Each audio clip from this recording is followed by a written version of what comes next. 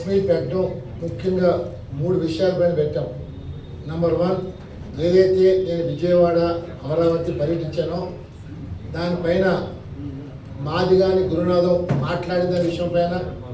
Number 2, Amaravati development పైన.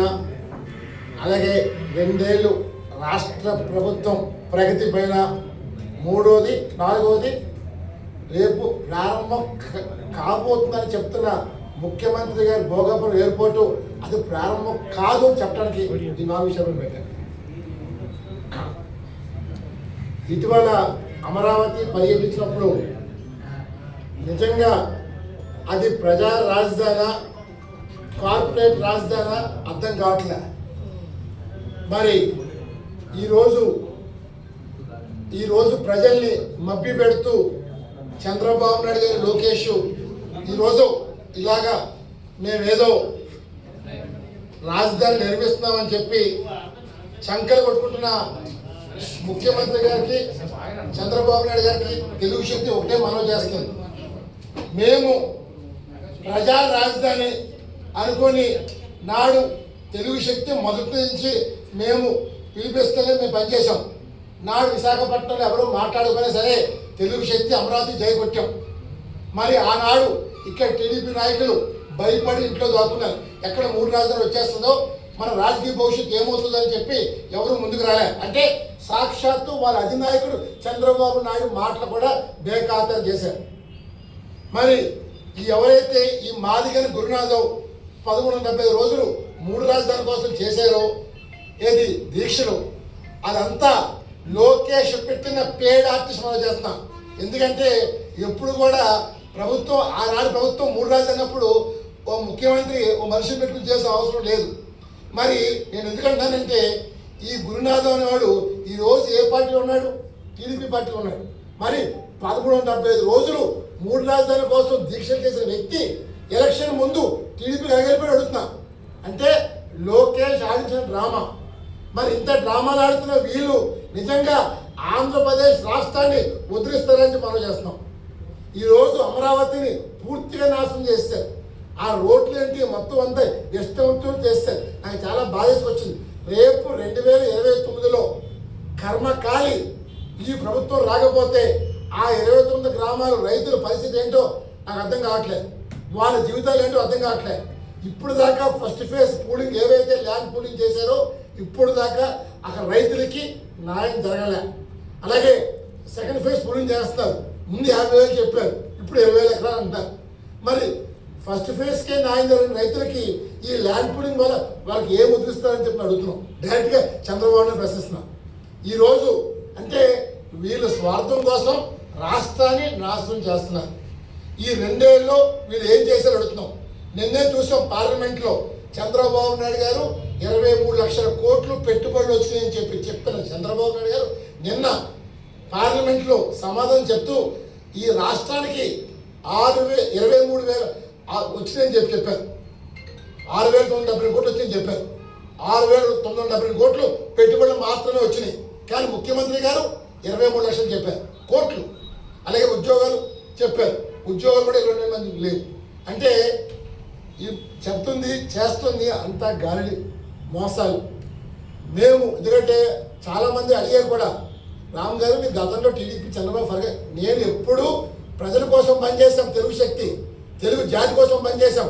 అంతేగాని ఎవరి కింద మేము పేడ్ ఆర్టిస్ట్కి ఎప్పుడు పనిచేయలేదు, చెయ్యం కూడా. అవసరం రాముకు లేదు. ఈరోజు ఈ ప్రభుత్వం చేస్తున్న దుర్మార్గం పాలన ఏంటంటే విశాఖపట్నం ఎయిర్పోర్ట్ అంట మూసేస్తారంట, అమరావతి కంట ఎయిర్పోర్ట్ కావాలంట. అది గ్రీన్ఫీల్డ్ ఎయిర్పోర్ట్ అంట. అక్కడ ప్రజలే లేరు. అక్కడ వీళ్ళంతా కార్పొరేట్ రాజధానుల కోసం కడుతున్నారు. మరి ఎయిర్పోర్ట్ అంటే కార్పొరేట్ కంపెనీలు దిగడం కోసం వాళ్ళ కోసం ఎయిర్పోర్ట్ కడతారంట. ఇక్కడ విశాఖపట్నంలో 5 లక్షల జనాభా ఉన్న విశాఖపట్నానికి ఎయిర్పోర్ట్ తీసుకెళ్ళి భోగాపురంలో పెడతారంట. మరి అంటే ఈ చంద్రబాబు నాయుడు గారు లోకేష్ ఎంత కుటిల రాజ్యం చేస్తారంటే ఈ రోజు వరకు రామ్ చేసిన ఆరోపణల పైన ఢిల్లీ కాడి నుంచి శ్రీకాకుళం వరకు హైదరాబాద్ బెంగళూరు ఒక్కదానికి సమానం చెప్పలే, ఒక్కదానికి మాట్లాడలే. మరి ఈవేళ ఈ ప్రజలు నిన్న లోకేష్ గారు ఈ మాదిగ గురునాథ్తో ప్రెస్ మీట్ పెట్టించి నేను జగన్ పేడ్ ఆర్టిస్ట్ అంట. అసలు ఈ రోజు వరకు నేను జగన్ ఎప్పుడైనా కలిసేనా? జగన్ తిట్టింది నాడు టీడీపీలో వీళ్ళు ముండ మోపుల కింద ఇంట్లో దాక్కున్న టీడీపీ నాయకులు వేరు. ఆ రోజు రామన్నాడు బయటకు వచ్చి ఉంచున్నాడు, జగన్ ఎదిరించాం. చంద్రబాబు జైల్లో పెడితే ఎక్కడ పోయాలనిపిస్తారు టీడీపీ నాయకులని అడుగుతున్నా. ఇంట్లో దోకొని ఈ రోజు అధికారం వచ్చింది కదా కళ్ళు నెత్తికెక్క మాట్లాడుతున్నారు. డెఫినెట్గా తెలుగు శక్తి నాడు భయపడలేదు, నేడు భయపడం, రేపు భయపడం. ఎందుకంటే సమాజమే దేవాలయం, ప్రజలైన దేవులు అని చెప్పిన అన్న ఎన్టీఆర్ స్ఫూర్తిగా తెలుగు శక్తి యుద్ధం చేస్తుంది. డెఫినెట్గా ఈ రాష్ట్రం చంద్రబాబు ఎంత దుర్మార్గంటే చెప్పబోతున్నాను.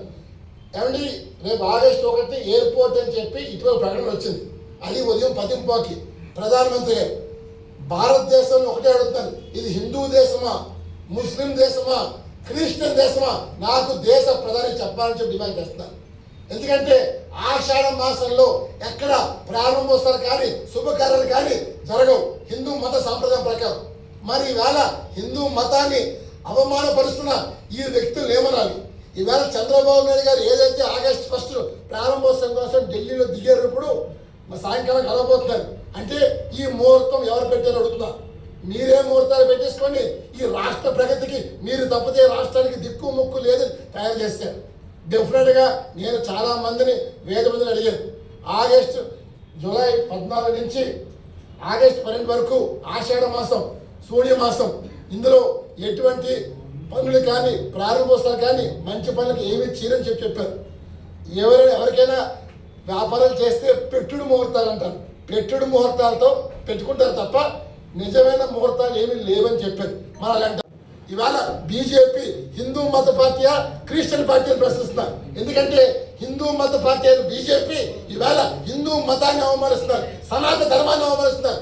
ఇదా మీరు చేసి న్యాయం అడుగుతున్నారు. నేను కోరేది ఒకటే, 31 డిసెంబర్ దాకా ఎయిర్పోర్ట్కి టైం ఉంది. ఇక్కడ విశాఖపట్నం ఎయిర్పోర్ట్ ఇంత ఆగమ్యాగంగా ఎందుకు క్లోజ్ చేయాల్సిన పరిస్థితి వస్తుంది? అక్కడ కనెక్టివిటీ ఇంకా ప్రారంభం ఇంకా పూర్తి అవ్వలేదు. అవ్వకుండా ముఖ్యమంత్రి గారు జిఎంఆర్కి ఎందుకు మెయిల్ చేస్తున్నారు? మేము ఇందాకే దేశ ప్రధాని గారికి మెయిల్ పంపించాం. ఈ కాపీ అందరికీ మేము వాట్సాప్ పెడతాం. దీంట్లో ఒకటే రాసాం, ఏదైతే జిఎంఆర్ ఫౌండేషన్ 4,750 కోట్లు అని చెప్తున్నారో అది పచ్చి బోగస్. 1000 కోట్ల లోపలే ఉంది తప్ప ప్రాజెక్టు అంత లేదు. ఆ డబ్బు అంతా ఏమైపోయిందో CBI enquiry, ED financial enquiry demand చేస్తున్నాం. ఎందుకంటే ఈ ఫైనాన్షియల్ ఎంక్వైరీ తేలి వరకు ఆ భోగాపురం ప్రాజెక్ట్ని ఎయిర్పోర్ట్ని ఆపాలని డిమాండ్ చేస్తాం. ఎందుకంటే ఆ భోగాపురం ఎయిర్పోర్ట్లో చాలా మంది రాజకీయ నాయకులు డబ్బులు తీసుకొని ప్రాజెక్టుని మిస్హాండిల్ చేసి తప్పుడు నివేదిక తెచ్చారు. దీన్ని సిబిఐ, ఈడీ ఫైనాన్షియల్ ఎంక్వైరీ చేస్తే మొత్తం భాగవతం బయటపడుతుంది. చంద్రబాబు, లోకేష్ భాగవతం మొత్తం బయటపడి డిమాండ్ చేస్తాం. ఈరోజు రాష్ట్రాన్ని ఈ 2 ఏళ్ళు వీళ్ళు చేసింది ఏమీ లేదు. మాట్లాడితే పెట్టుబడుల కోసం లోకేష్ జపాను, రష్యా, కొరియా ఇతర దేశాలకు తిరుగుతున్నాడు.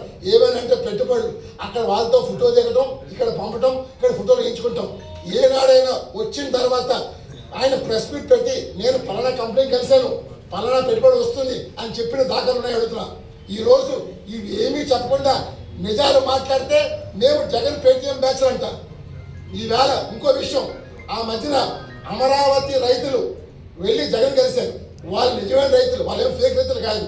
ఎందుకు కలిశారు? నిజంగా అమరావతిని డెవలప్మెంట్ చేస్తే వాళ్ళు జగన్ కలిసిన అవసరం లేదు. జగన్మోహన్ రెడ్డి ఏదో కమిటీ వేశారు, ఆ కమిటీ పైన రైతులు దాడి చేశారంటారు. నిజంగా రైతు అనేవాడు ఎప్పుడు దాడి చేయడు. రైతుకి ఎంతసేపు పంట పండుగ తెలుసు తప్ప దాడి ఎప్పుడు రైతు చేయడు.